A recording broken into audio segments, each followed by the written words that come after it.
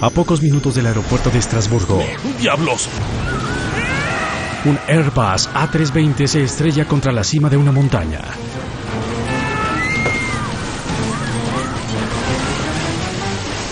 Delta Alpha, su posición. Hay sobrevivientes, Entré en pánico porque me iba a quemar. pero aún están en grave peligro. El frío es intenso y ellos no se dan cuenta que nadie sabe en dónde están. Podrían estar en cualquier lugar. Podemos esperar esto en la selva o en un bosque tropical, pero no en una zona densamente poblada. No lo encontramos. Antes de que los investigadores puedan comenzar a buscar la causa del accidente del vuelo 148 de Air Inter, deben encontrar el avión.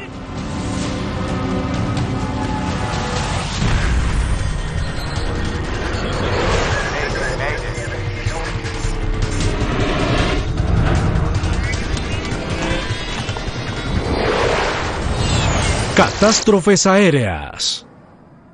Esta es una historia verdadera. Está basada en informes oficiales y declaraciones de testigos oculares. Destinado al fracaso. 20 de enero de 1992. El vuelo 148 de Air Inter sale de Lyon, Francia. 124.95, gracias. El capitán Christian Hekey y el primer oficial Joel Cheruba son pilotos con experiencia. Tienen más de 12.000 horas de vuelo entre los dos. El vuelo es un viaje corto entre Lyon, en Francia Central, y la ciudad de Estrasburgo, en la región montañosa de Alsacia. La aerolínea francesa Air Inter se especializa en viajeros de negocios y se enorgullece de su estricto cumplimiento con los horarios. A las tripulaciones se les motiva para evitar demoras, según explica Gerard Arnault, antiguo piloto de Air Inter. Éramos famosos por nuestros rápidos vuelos. Y entre más rápido lo hacíamos, mejores sueldos recibíamos. ¿Ya llevamos 35 minutos de vuelo? 41 minutos.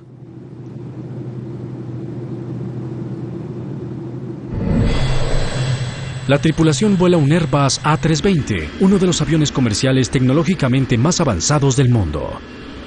Aún antes del despegue, los pilotos programaron el piloto automático para aterrizar en una pista específica en Estrasburgo.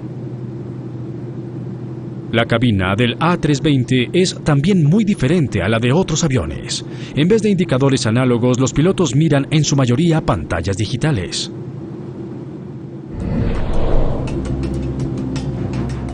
Estrasburgo, buenas tardes. Pista en uso 05. Nivel de transición 05. Viento 040 a 8 nudos. Visibilidad 10 kilómetros. Una grabación del aeropuerto de Estrasburgo le informa a la tripulación de un cambio de planes. Debido a los fuertes vientos y al crudo tiempo invernal, tendrán que aterrizar por una pista alterna. La 05 está en servicio. No por la pista programada en el piloto automático. ¿05? ¿Qué lectura de viento nos dan? 18 nudos. 18 nudos. Al capitán Hekey no le gusta la idea de cambiar de pista. No hay opción. Esperaba usar la pista 23, una aproximación que le proporciona al piloto automático una graduación de navegación precisa. La nueva pista 05 está rodeada de terreno montañoso que puede interrumpir las señales radiales transmitidas al piloto automático. Si usamos el procedimiento de la pista 05, nosotros... bueno, no. El capitán Hekey sugiere un compromiso. Reprogramo la pista 23 o no podré hacer la intercepción ILS. Programará el piloto automático para volar hacia la pista 23. Pero cerca del aeropuerto el capitán se hará cargo de los controles y hará un aterrizaje visual en la pista 05. ¿Vas a la 23? Sí. De acuerdo. Iniciamos nuestro descenso. Les pedimos regresar a sus puestos. Nicolás Escurias es alumno de posgrado en la universidad. Era un día tranquilo. Esperaba ver a mi novia en Estrasburgo. Estaba muy feliz. Entendido 854, proceda a GTQ, nivel del aire 140, contacto Reims. Delta Alfa, Estrasburgo. Sí, vamos a proceder con un ILS en la pista 23 y luego seguir con un indirecto hacia la pista 05. El controlador de Estrasburgo analiza el plan del capitán. Delta Alfa. Advierte que tal vez habrá una demora debido al fuerte tráfico aéreo. Hay 3 despegadas en 05. Tendrá que esperar en 1524 metros. No nos arriesgaremos descendiendo a plena velocidad. Si nos advirtieran con anticipación, ¡por Dios! Delta Alfa, Estrasburgo. Lo escucho. Consciente de la frustración del capitán, el controlador ofrece ayuda. Puedo llevarlo con el radar para guiarlo hacia Andlo en 5000 metros. Andlo es un punto de navegación en la aproximación a la pista 05. Les ayuda a los pilotos a alinear el avión para el aterrizaje. Sí, está bien. Sí. Entonces gire hacia la izquierda en dirección 230 grados. 148, girando hacia la izquierda en dirección 230 grados. Eso ahorrará algún tiempo. Como la pista 05 no permite aproximación con piloto automático, el capitán debe calcular el ángulo de descenso. Es 3.3 grados.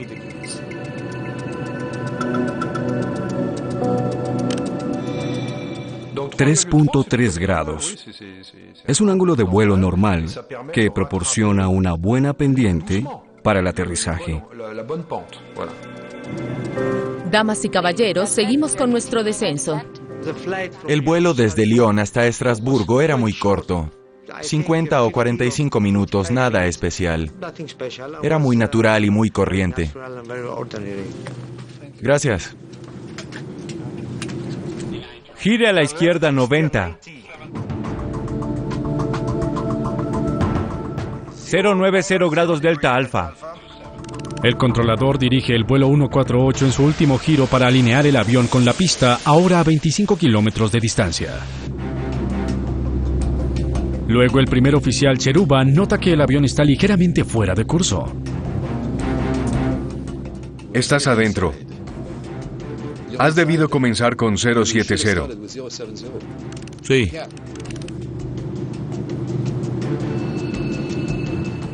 Por lo menos eso. Confirme curso. El controlador también nota que el avión está fuera de curso. Air Inter Delta Alfa. No se alineó con Andlo, el poste indicador electrónico de la pista. Vuelo 348, listo para despegar. Delta Alfa está pasando a la derecha de Andlo. Vuelo 348, listo para despegar. No obstante, autoriza el aterrizaje. Autorizado para aproximación final 05. Delta Alfa. El capitán indica la secuencia de aterrizaje. Alerones hacia 2. Alerones hacia 2. Alerones en 2. Tren abajo.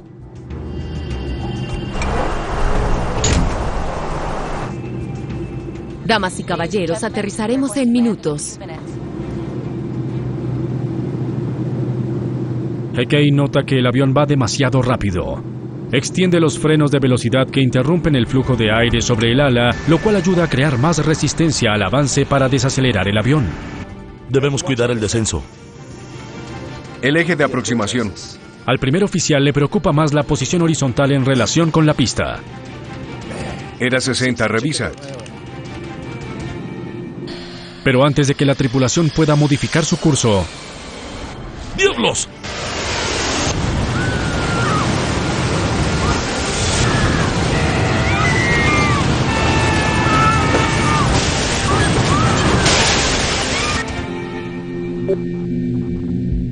Torre de control, cambio. Delta Alfa, su posición.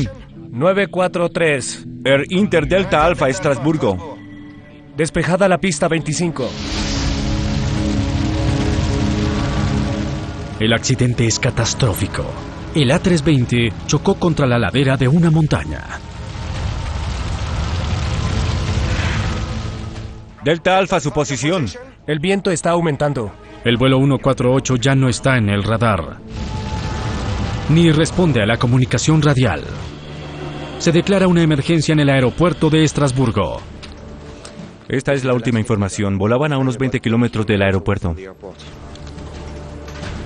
Los oficiales tienen que localizar el lugar del accidente, pero esto no es tan fácil como podría parecer. El radar del aeropuerto no está registrado. No se ha recibido señal del faro de emergencia del avión e increíblemente nadie ha reportado la caída de un avión. Podrían estar en cualquier lugar. La zona de búsqueda propuesta cubre más de 20 kilómetros cuadrados de denso bosque en las afueras de Estrasburgo.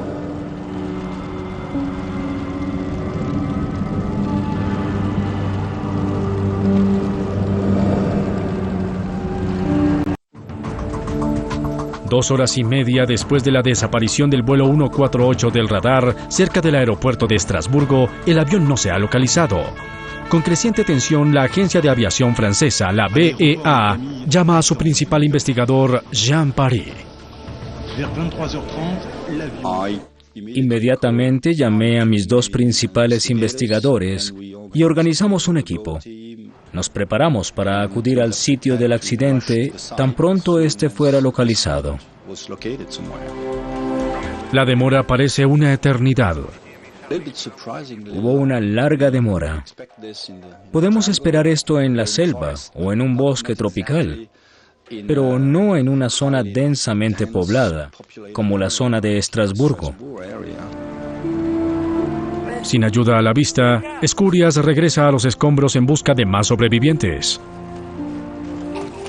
Creo que algunas personas que murieron podrían estar vivas si los primeros auxilios hubieran llegado pronto.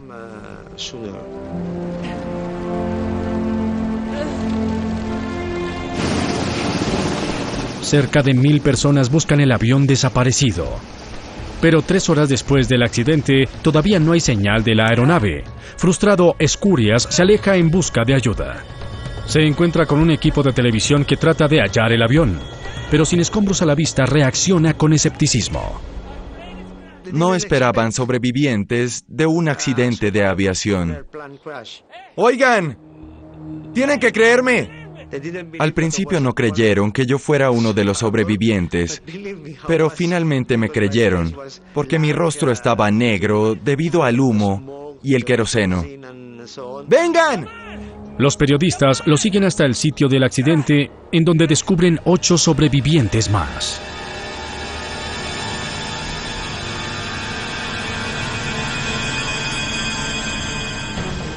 Finalmente llegan los primeros socorristas.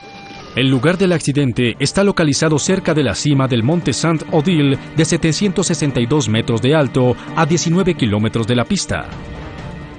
Nos encontraron después de 4 horas y 30 minutos. Me pareció increíble. Me sentí muy decepcionado de que a 20 kilómetros de Estrasburgo no pudieran encontrarnos. En total, murieron 87 personas entre pasajeros y tripulación, incluyendo al piloto y al copiloto. Los sobrevivientes empiezan a contar sus historias, pero ninguno informa nada que pueda explicar por qué se accidentó el avión. ¿Recuerda algo? No sé qué ocurrió. Estábamos aterrizando y perdí el sentido. Debimos chocar contra los árboles. Bob McIntosh, investigador estadounidense de la NTSB, Junta Nacional de Seguridad del Transporte, por sus siglas en inglés, llega al sitio del accidente. La Agencia de Investigaciones y Análisis de Francia reconoció que este accidente atraería atención internacional, aun siendo doméstico. Invitó a un grupo internacional de investigadores de accidentes a participar. Bienvenido al equipo. La principal prioridad para los investigadores es recuperar las cajas negras del avión.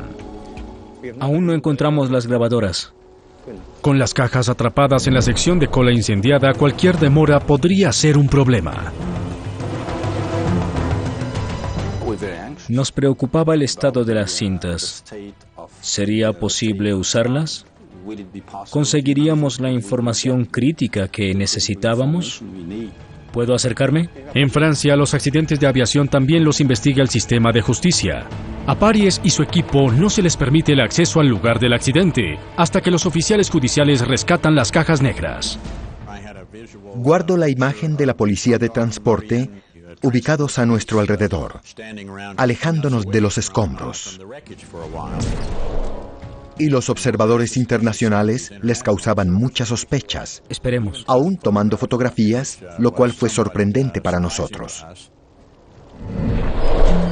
En un accidente anterior, el del vuelo 296 de Air France en 1988, los investigadores se esperaron 10 días antes de entregarle las cajas negras a la policía. Persistieron los rumores de que estas cajas se habían manipulado. Esta vez, la policía mantiene a los investigadores a raya. Recuerdo estar viendo las brasas incandescentes y la caja negra abrasada por el fuego. Y yo sin poder intervenir y decir, enfríen esa grabadora lo más pronto que puedan.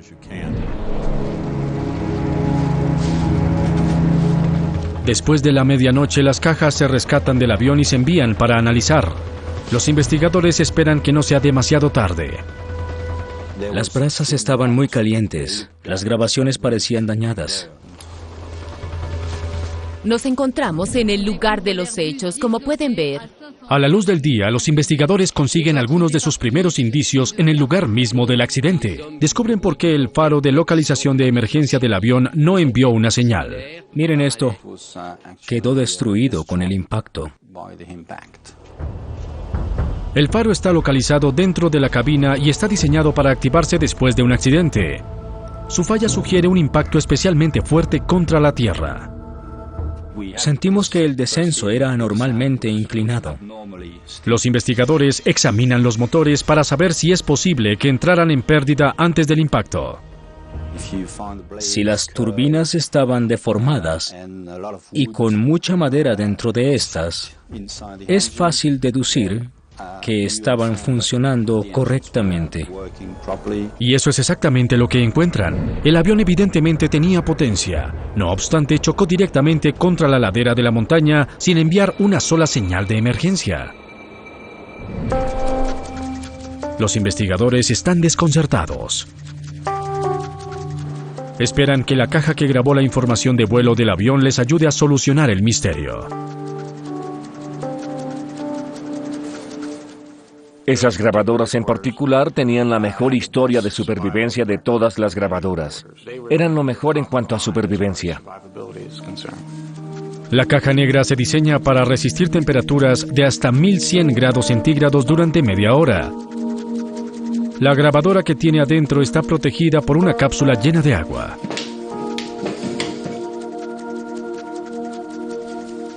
Cuando la grabadora se calienta, el agua se convierte en vapor, que absorbe la energía y desfoga por una pequeña perforación. Pero cuando la grabadora de información de vuelo se abre, los investigadores hacen un inquietante descubrimiento. La grabadora de vuelo estaba totalmente dañada. Era imposible conseguir información. Estuvo sometida al calor durante más de 30 minutos. La grabadora no estaba diseñada para soportar esa clase de calor. Estábamos decepcionados. Hay una sola esperanza para recuperar la información de vuelo del avión, un dispositivo llamado grabadora de acceso rápido o QAR. Los empleados de mantenimiento usan la QAR para obtener acceso a las computadoras del avión, pero también registra alguna información de vuelo. A diferencia de las cajas negras, la QAR está guardada cerca de la cabina. Las grabadoras de acceso rápido no están protegidas. Se encuentran en la parte anterior de la aeronave, en la bahía de electrónica. Generalmente quedan destruidas con el impacto. Es para los investigadores un gran alivio descubrir que en este caso la QAR sobrevivió. Pero con un examen más minucioso, su optimismo se convierte en frustración.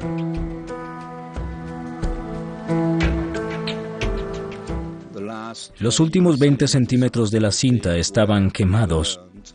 El daño era tan grande que no podíamos usarla en una máquina.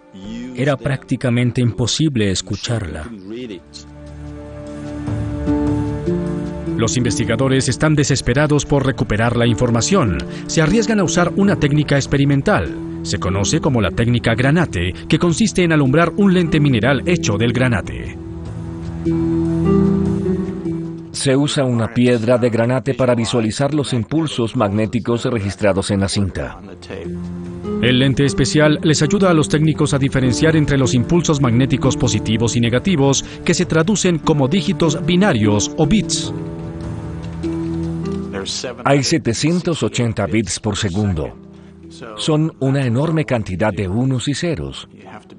Se requiere mucha precisión al mover la cinta bajo el lente o granate para no perder ningún bit ni leerlo dos veces.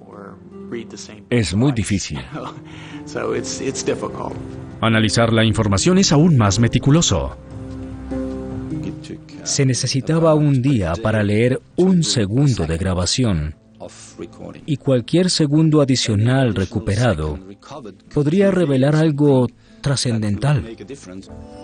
El esfuerzo por recuperar toda la información de la QAR podría demorar un mes o más.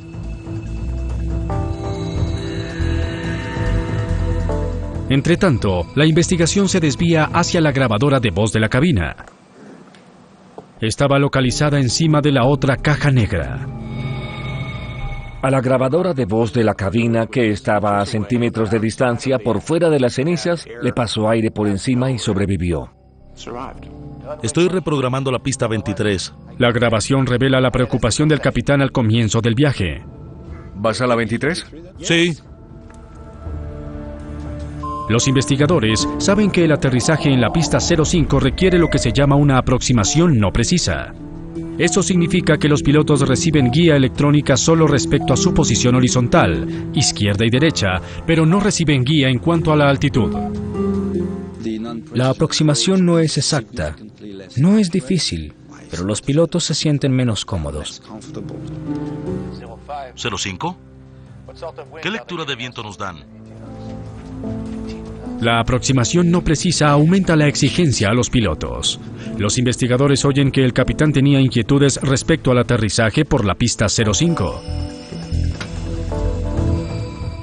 48 Delta Alfa, usted es el número 1 para el BOR-DME, pista 05. Pista 05, 05. 18 kilómetros. No funcionará. Hay mucha ansiedad por esta aproximación. Preguntándose qué puede causar tal ansiedad, los investigadores estudian el programa de entrenamiento de los pilotos en Air Inter. Encuentran que la mayoría de pilotos no tuvo entrenamiento extenso con aterrizajes no precisos en el nuevo A320. Creo que hemos debido tener el doble de entrenamiento comparado con un avión más viejo. Los investigadores le piden a la aerolínea registros detallados de la historia de aproximaciones de pista del piloto. Les sorprende lo que descubren. El capitán Gekei había aterrizado en Estrasburgo muchas veces, pero nunca había aterrizado un A320 usando una aproximación no precisa. No nos arriesgaremos descendiendo a plena velocidad. Evidentemente, el capitán estaba intranquilo de tener que ejecutar un aterrizaje que nunca antes había hecho. El capitán estaba preocupado por llegar en un tiempo mínimo con la... Los investigadores buscan otros factores en el accidente del vuelo 148. Examinan las conversaciones entre la tripulación y el controlador de tráfico aéreo. Puedo llevarlo con el radar para guiarlo hacia Andlo en 5.000 metros. Sí, está bien. El vector de radar facilita el vuelo. El capitán estaba contento porque reducía su carga de trabajo. Gire a la izquierda 90. Con la ayuda del controlador, este aterrizaje debió ser muy sencillo. Pero cuando los investigadores reconstruyen la trayectoria del avión usando información de radar de diferentes estaciones alrededor del aeropuerto, descubren un error alarmante. El rumbo empezó aquí. 090 grados Delta Alfa. Pero no los llevaría a Andlo. El último vector de radar que el controlador dio estaba incorrecto. Los envió más cerca de la montaña. Estaban fuera de curso por seguir el rumbo que recibieron de los vectores de radar y se encontraron en una situación de emergencia. Estás adentro. Has debido comenzar con 070. Sí. A los investigadores también les preocupa la elección de palabras por parte del controlador cuando les advirtió a los pilotos incorrectamente que pasaban por la derecha. Delta Alpha, está pasando a la derecha de Andelo. Desde la perspectiva de los pilotos, el avión estaba al lado izquierdo de la pista, no al derecho. Esto obviamente ayudó a su confusión. Fue una guía muy deficiente, porque creo que se confundieron. No emplearon la terminología usual. Los investigadores recomiendan que los controladores usen solamente puntos de la brújula al dar instrucciones, nunca las palabras derecha e izquierda. Los errores del controlador claramente llevaron al avión más cerca de la montaña. Gira a la derecha 90, 09. Pero una vez más, los investigadores sienten que no tienen la historia completa.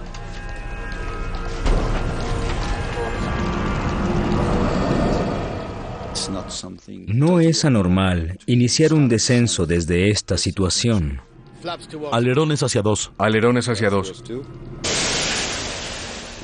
No es lo que uno espera que se haga todos los días, pero no está fuera de la tolerancia del concepto de esta aproximación. Atrás. Cuando los investigadores estudian la trayectoria de vuelo reconstruida del avión, descubren algo más alarmante que la dirección horizontal equivocada del avión. Cuando rodeaba la montaña, inexplicablemente entró en un descenso peligrosamente empinado y rápido. Tal vez 2 veces y media de la tasa de descenso normal. Es letal a esa altura. Sin el inclinado descenso hubieran pasado la montaña. Si la trayectoria vertical hubiera estado correcta, no hubieran tenido ningún problema. Encontrar la causa de ese repentino descenso es ahora clave para entender por qué 87 personas murieron en uno de los aviones de pasajeros más avanzados. Autorizado para aproximación final 05.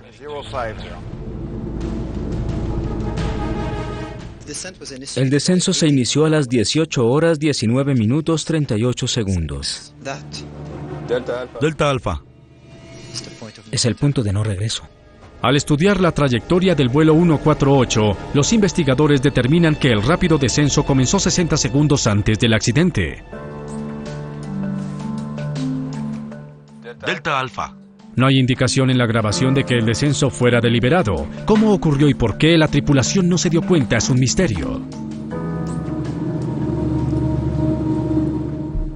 Se supone que es fácil mantenerle el rastro a la altitud. El altímetro de la cabina les da a los pilotos una lectura constante de su altitud. El altímetro es un instrumento confiable. Actualmente son precisos con un margen de 1.5 a 3 metros. Ignorarlo sería un error grande en el protocolo aeronáutico. Alerones hacia 2. La grabación revela solo un comentario de la tripulación en relación con su descenso. Cuidemos el descenso. Ocurrió 16 segundos antes del accidente. Cuidemos el descenso. El capitán acababa de extender sus frenos de velocidad. La aeronave aceleraba anormalmente. El capitán empezó a darse cuenta que había algo extraño con la velocidad de descenso. Pero el primer oficial cambió el tema. El eje de aproximación, estamos llegando al eje con medio punto de desviación. Era 60, revísalo.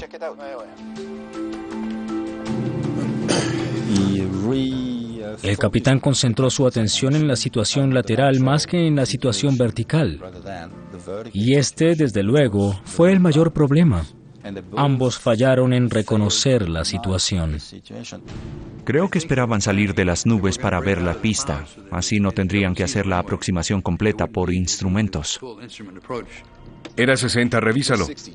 Pero el avión nunca salió de las nubes. Hay un viejo adagio en aviación. Hay rocas en las nubes. ¡Diablos! Ahora parece evidente que la tripulación no vigilaba su altitud con suficiente dedicación, pero queda un misterio aún más grande. Debemos adivinar la causa. ¿Qué causó el mortal descenso?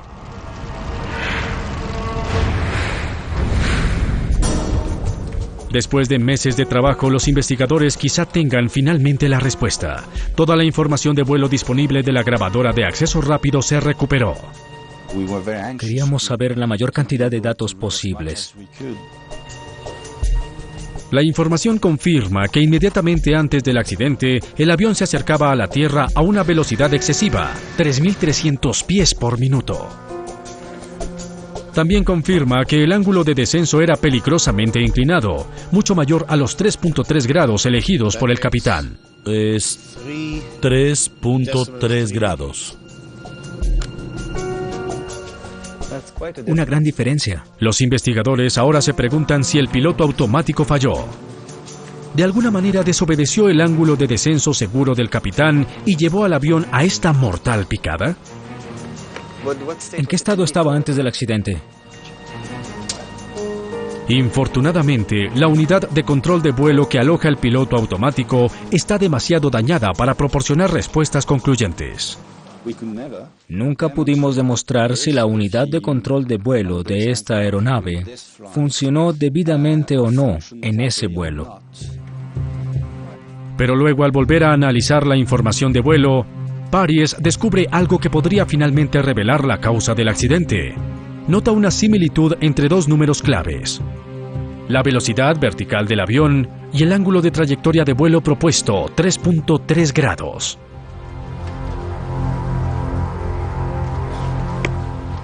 ¿Coincidencia? Paries usa un simulador de vuelo para poner a prueba una nueva teoría. ¿Puede mostrarme un descenso de 3.300 pies por minuto? Él cree que la similitud no es pura coincidencia. En el piloto automático hay dos modos de descenso: el ángulo de la trayectoria de vuelo y la velocidad vertical, pero los dos se muestran en la misma ventana. Por lo tanto, 3.300 se abrevia a 33. Ahora muéstreme un ángulo de vuelo de menos 3.3 grados. El problema con esta aeronave eran los dos valores visibles en la misma ventana y regulados por el mismo control. Es 3.3 grados. Menos 3.3 grados. Paries sospecha que la ventana doble confundió al capitán Hickey. No sería difícil cometer ese error. La confusión es fácil entre los dos modos si no se hace con cuidado. Si el capitán olvidó oprimir la clavija de selección de modos, ingresar 33 no inició un ángulo de descenso seguro de 3.3 grados. Al contrario, puso al avión en una velocidad de descenso mortal de 3.300 pies por minuto.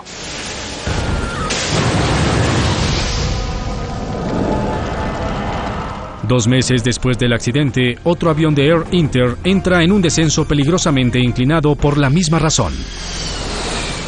La tripulación descubrió el problema cuando salió de las nubes. Esos pilotos también confundieron el ángulo de la trayectoria de vuelo del avión con su velocidad vertical. Tuvieron una base de nubes más alta para poder corregir el problema. Una investigación más amplia revela un problema a nivel de industria con el A320. Muchas personas confundieron estos modos, especialmente durante el entrenamiento y también después. Ansioso por probar su nueva teoría, Jean Paries programa un simulador con todos los datos conocidos del vuelo 148. Luego ingresa la misma velocidad de descenso que, según él, eligieron los pilotos de Air Inter. Si Paries tiene razón, la simulación terminará con el choque del avión contra la montaña. Pero no es así. Nos falta algo. Extrañamente, esto no llevó a un accidente. Todas las aproximaciones sobrevolaron el obstáculo con margen significativo. ¿Incluimos el viento? Empezamos a trabajar en otras hipótesis alternas. Intentémoslo otra vez, pero iniciando el giro más pronto. Pero nada era creíble. Por más que lo intenta, Paries no puede imitar el accidente. Incapaz de explicar la causa, acude al fabricante del avión en busca de ayuda. Gracias. Después de mucha investigación, un diseñador de Airbus le da a Paries una explicación respecto a un elemento poco conocido del diseño del piloto automático. En situaciones de emergencia, cuando el A320 tiene que cambiar de dirección rápidamente, el piloto automático se programa para reversar la dirección del avión a una velocidad el doble de la normal. La reacción del piloto automático sería mucho más rápida. Y en estos casos el avión desciende y al piloto automático se le pide que se eleve, o el avión se eleva y al piloto automático se le pide que descienda. Inmediatamente volvimos a la información del segundo mismo, en el cual el descenso fue ordenado por la tripulación. Tren abajo. Paries descubre una trágica coincidencia. Lamentablemente encontramos que en ese mismo segundo había turbulencia. Hubo un ascenso, fue muy ligero, pero ahí está. La turbulencia momentánea hizo elevar el avión ligeramente. Hay evidencia creciente de que el diseño de la interfase del piloto automático en el Airbus A320 llevó a los pilotos de Air Inter a fijar accidentalmente una peligrosa velocidad de descenso. Es 3.3 grados. Impulsamos a la industria para que trabajara en esto. El fabricante del avión Airbus responde inmediatamente. El cambio principal que se puso en práctica fue cambiar la pantalla. Con el nuevo diseño, si un piloto elige una velocidad vertical, se ve el número completo de 4 dígitos. De esta forma, la confusión entre un ángulo y la velocidad vertical ya no era posible. Para los investigadores, solo queda un misterio. El diseño de todos los aviones de propulsión a chorro Airbus A320 incluye un dispositivo conocido como Sistema de Alerta de Proximidad a Tierra o GPWS. Es un radar con vista hacia abajo y un solo propósito: informar la distancia entre el avión y la tierra directamente debajo de la nave. Si ésta desciende mucho, se activa una alarma. Suban, terreno. Pero el capitán GK cuida el descenso. Nunca recibió la advertencia por una razón muy sencilla. Su A320 no tenía esa alarma. ¡Diablos!